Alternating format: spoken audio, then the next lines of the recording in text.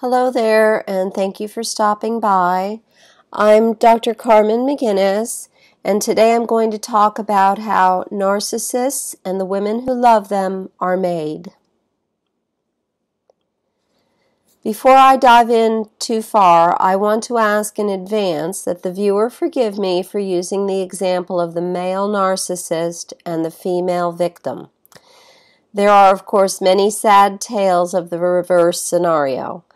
However, research indicates that there are more male narcissists than females, and the Diagnostic Manual of the American Psychiatric Association places the male-to-female ratio as high as 75% male and 25% female.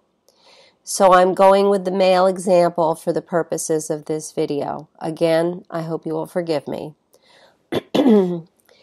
Many victims of narcissists want to know what happened. They tend to ask questions around two main themes. One, how does someone become a narcissist? Are they just born? And two, how is it that I missed the signs? Knowing what I now know, how could I even have been attracted to him? And sometimes that second question is in regard to a series of relationships with narcissists. Why am I attracted to bad guys over and over again? A considerable amount of theory and research into attachment and bonding between parent and child provides answers to these questions. Question number one, how does someone become a narcissist? Are they just born bad? The short answer is no. Narcissists are not born. They're created.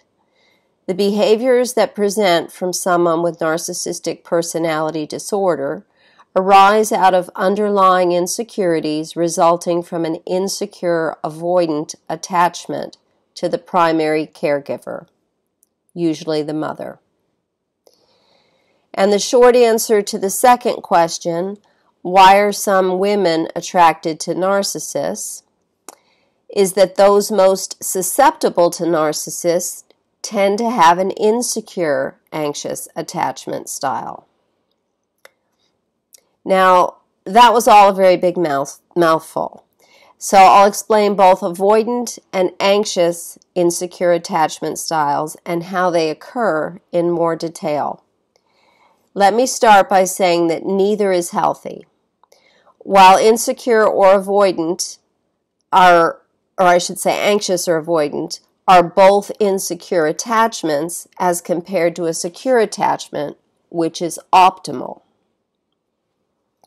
An avoidant attachment style, which can result in narcissistic personality disorder, occurs when the primary caregiver, again usually the mother, is emotionally unresponsive, neglectful, or abusive.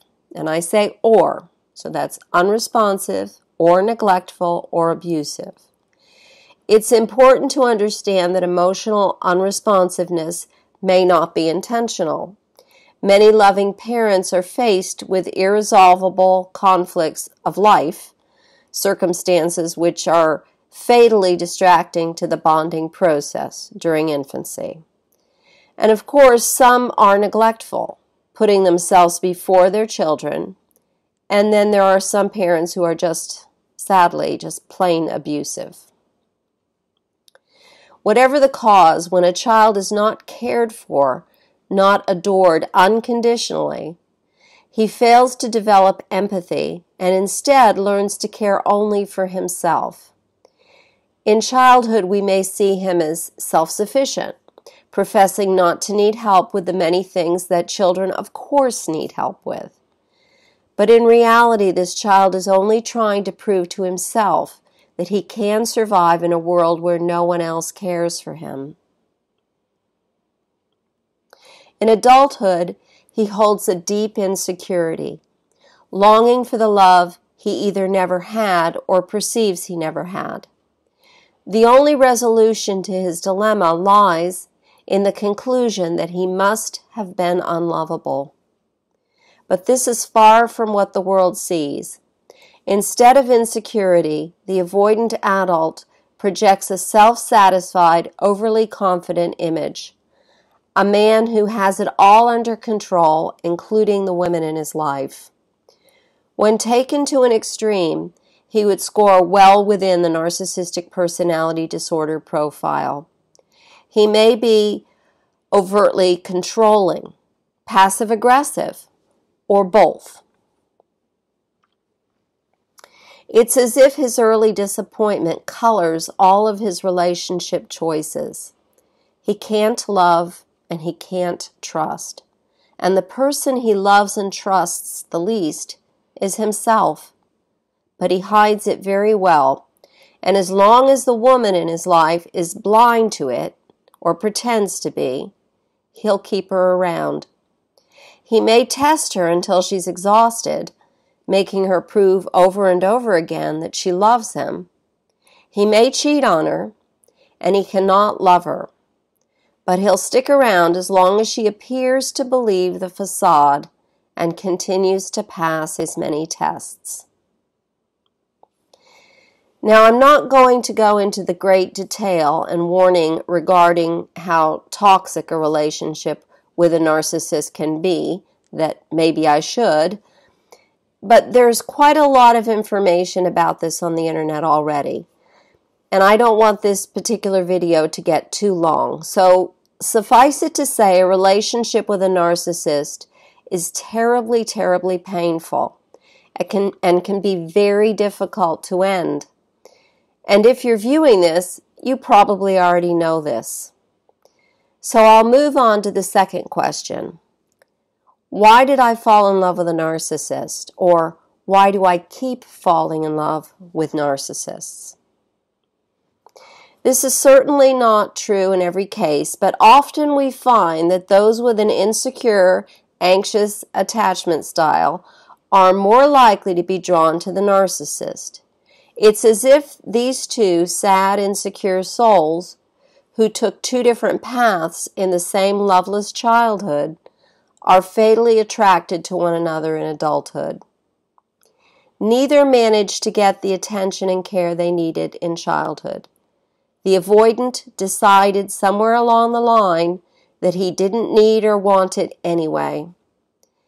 And the anxious, and here's the answer to your question, imagined it was real all along. That's how she's drawn to him and how she stays with him. Robert Firestone referred to the fantasy bond in describing the child's belief that his parent is good and cares for him. And he went on to say that the fantasy bond can reoccur in adult romantic relationships. In behavioral terms, the fantasy bond is a functional resolution to an irresolvable dilemma. In a very real sense, the love the insecure anxious feels is created within her. It's imagined because she craves it. Of course, he's in narcissist heaven because she's a fountain of adoration, providing a constant source of love for his bottomless need. So there you go. In very simple terms, that's how it happens. That's how the narcissist and his perfect mate are created, how they find one another, and how they stay together, no matter how deeply unfulfilling and painful it may be. I sincerely hope this helps. As always, if you need to talk to someone, please consult the About tab for how to book a session with me. Thank you for stopping by. If this was helpful, please give it a like and do subscribe. Thank you.